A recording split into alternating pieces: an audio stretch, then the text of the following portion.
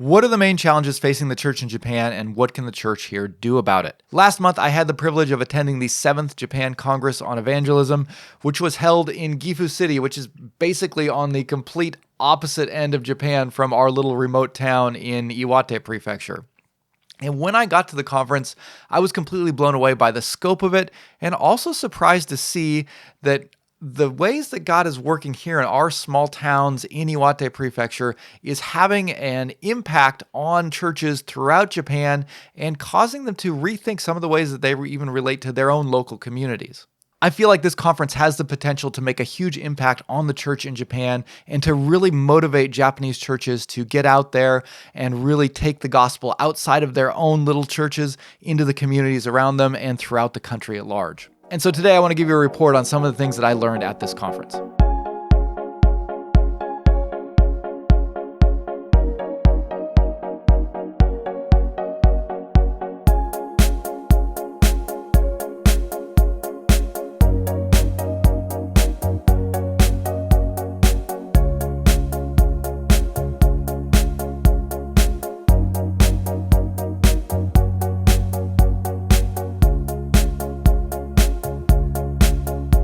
I've never been to a conference like this in Japan. I mean, first of all, it was the biggest gathering of Christians that I've ever seen in Japan. Over 1,200 participants gathered from all over Japan for this conference. And it felt like this time there were probably like 80% Japanese pastors and maybe 20% international missionaries, which is a big difference from previous conferences that I've been to. I've been to conferences that were primarily missions-led, so a lot more missionaries than Japanese national pastors, and maybe with a little bit more of an international Christian perspective. So this was a really unique opportunity for me to hear directly from Japanese evangelical pastors and missions leaders, and to hear their perspective on what the needs in the Japanese churches are and what the challenges that they're facing and the solutions to those challenges. And at the same time, it was a great chance to network with other missionaries, to catch up with some old friends. I got to hang out a lot with my brother, who is doing ministry down in Tokyo, which is a long ways from where we are in Miyako. So it was cool to spend the conference with him, and also to see some other missionaries that I hadn't seen in a while. Another really cool thing was that I was really surprised to see one of the main speakers is actually one of Tomo's friends from college. And I had met him when Tomo and I were engaged when she was still finishing up her last year of college. So it was really cool to kind of see him and get to say hi to him and hear kind of his perspective on the way that the church needs to get out of its comfort zone a bit. So I really enjoyed his message as well. But I'm getting a little bit ahead of myself. Let's start by talking about what happened on the first day, which is where they addressed the current situation of the church in Japan and what some of the challenges that the Japanese church is facing. And it seems like from the perspective of the Japanese church leaders, the biggest problems that the church here in Japan is facing really mirror the problems that society at large is facing. And in Japan here, a lot of those challenges are tied to the declining population and the shifting demographics. And we're seeing a lot of those same patterns within the church as we are in society at large. And all of this is related to the declining birth rate in Japan. Japan as a whole is getting older, and there's not as many new people being born to kind of replace them. So the population is shrinking, and we're seeing, again, these trends happening within the church, but even at a more extreme rate than at the society at large. So we see a lot of Japanese churches that have a significant population of elderly people, but not a lot of young people, not a lot of families or children in the churches. And this same pattern holds true when it comes to pastors. So many pastors in Japan are well past retirement age, and they feel like they can't actually retire because there's no new pastors to replace them.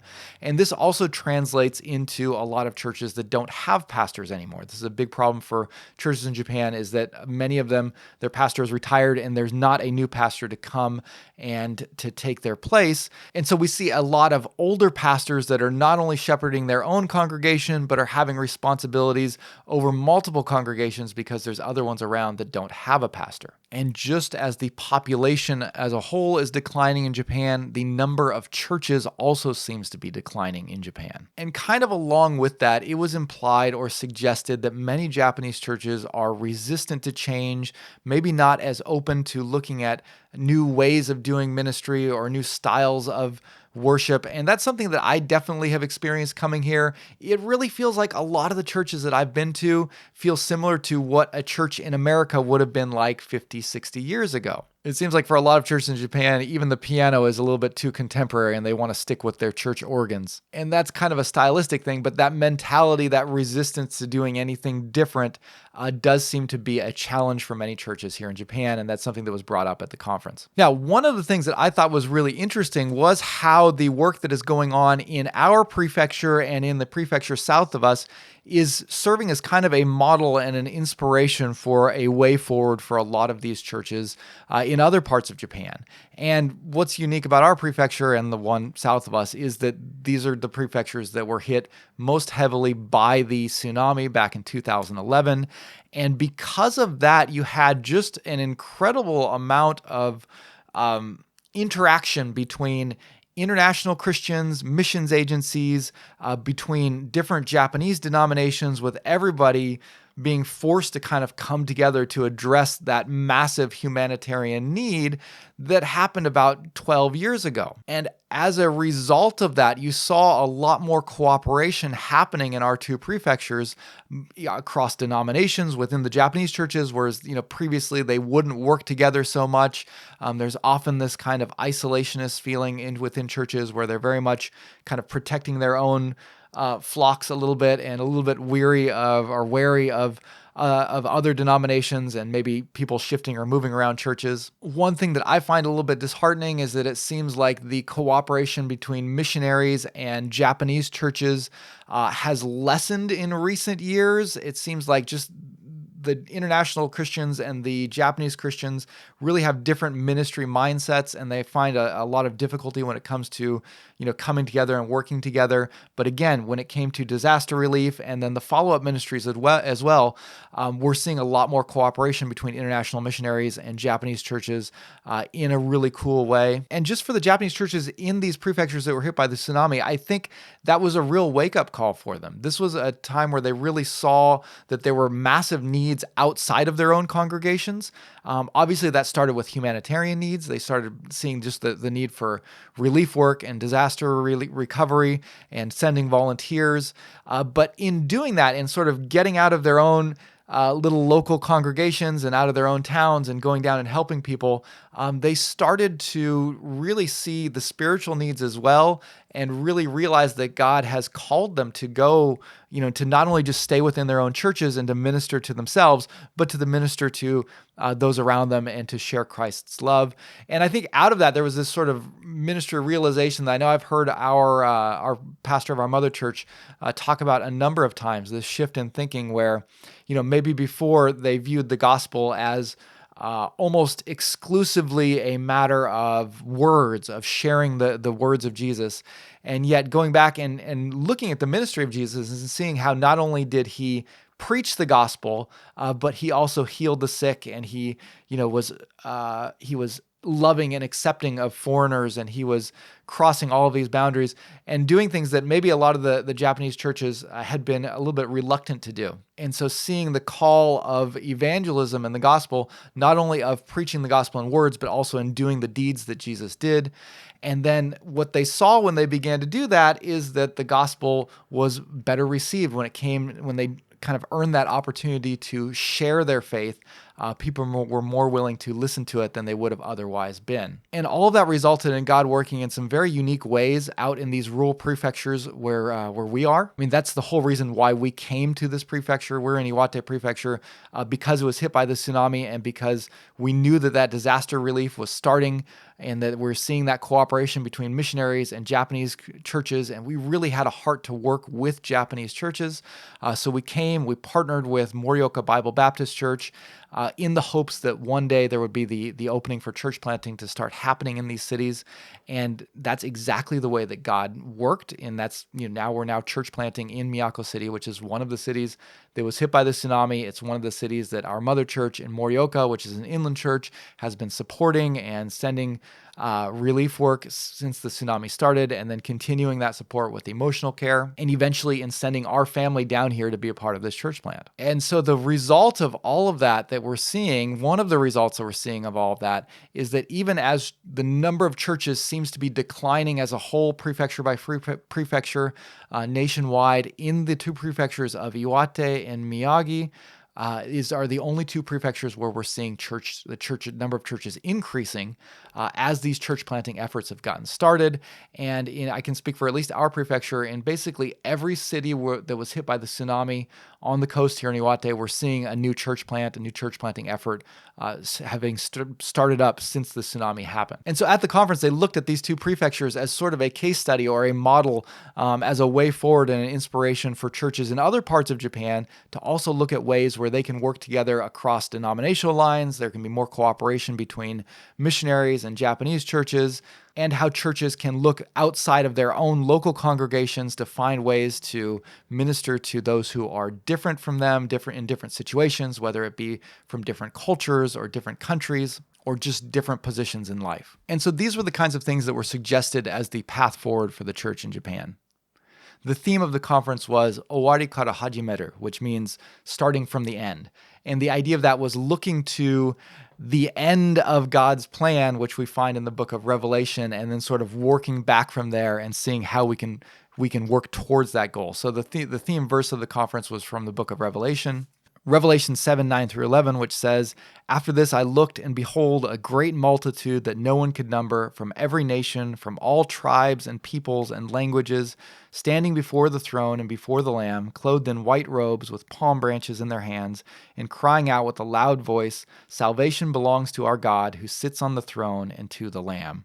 And so I think one of the things that really impressed these Japanese leaders was the diversity that we see before the throne of God, people from every tribe and tongue and language, all worshiping God together, and kind of the realization that maybe the Japanese church doesn't naturally move towards diversity. People of similar social statuses, people of similar cultures and languages tend to congregate together, and it's a little bit uncomfortable when you have either foreigners or people that have challenges or problems kind of come into that group and sort of disrupt the unity a little bit. And that's a difficult thing for many Japanese churches. And yet we were really encouraged at this conference to look at the way that God works in the midst of these discomforts and these challenges to help the church grow. I mentioned that one of Tomo's friends was the speaker, and I really enjoyed his message. His was from the book of Acts, where he was sharing about how the church started as a very kind of single cultural church, a Jewish church,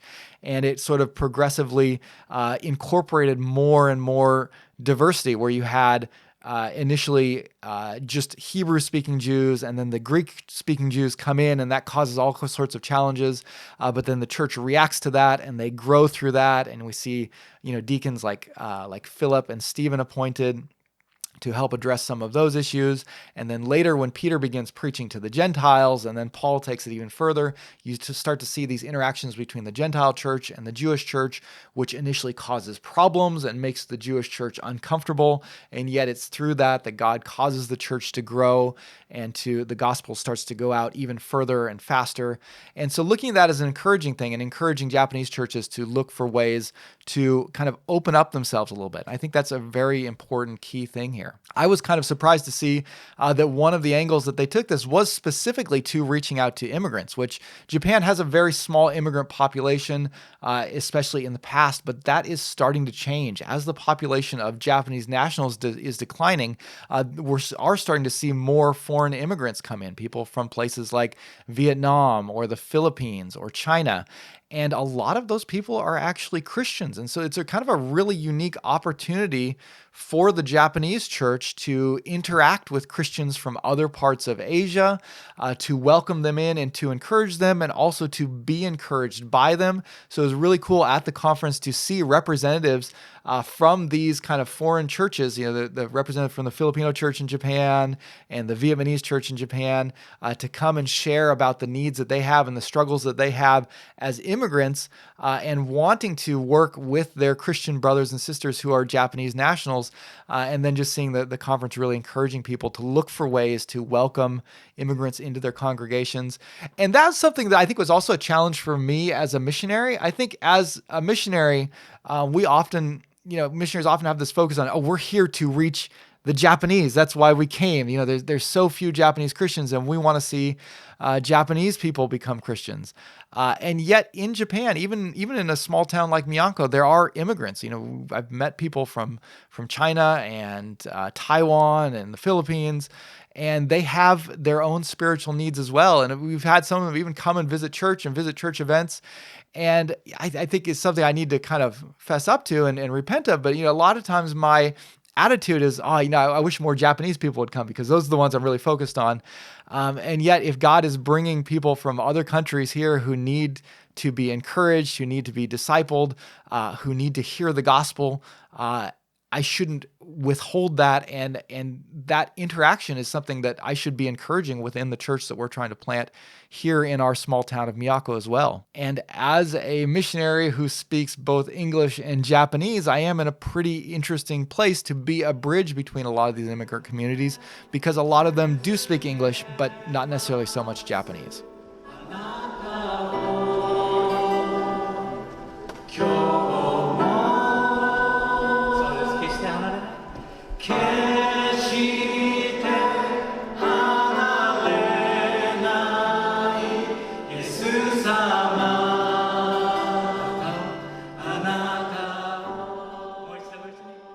So all in all, it was a really encouraging conference, and I was so excited to get to gather together with like-minded evangelical pastors and ministry leaders from all over Japan, and to hear directly from the Japanese side what they felt like the needs were here and the way forward. And I think a lot of the suggestions that they had have the potential to make just a huge impact on Japanese national churches. And I really hope that over the next 7 years, we start to see God work on these churches, and really ask you to be praying for the work of evangelism here in Japan, and specifically for the Japanese churches, and for these local congregations, many of whom are struggling with these demographic situations that we mentioned earlier. At the end of the conference, we all joined in praying together, and the conference had a committee that kind of drafted this prayer that they felt like expressed the needs of the Japanese evangelical pastors as a whole in Japan. And actually, the pastor of our mother church was on the planning committee, on the committee that helped write that prayer. So he got up and presented it's sort of an introduction to the group prayer, which, previously they had done like statements that said, this is what we are committing ourselves to do, whereas this time it was written in the form of a prayer of asking God to move us in this direction. And so it was just a joy to, again, pray with these over 1,000 other ministry leaders here in Japan, and commit ourselves to following God's plan and taking the gospel throughout the country and looking at new, fresh ways to do that. I hope that this conference not only has an impact on our little church plant in rural Iwate, Japan, but throughout Japan, even in the big cities. And I'm really excited to see what God's going to do next. So that's going to wrap up this video for today. Thank you all for watching. Thank you for your prayers. Thank you for the ways that you have encouraged us and partnered with us in sending us here. So until the next video or email update, or hopefully the next time I see you in person, we'll see you later. Thanks again, and God bless.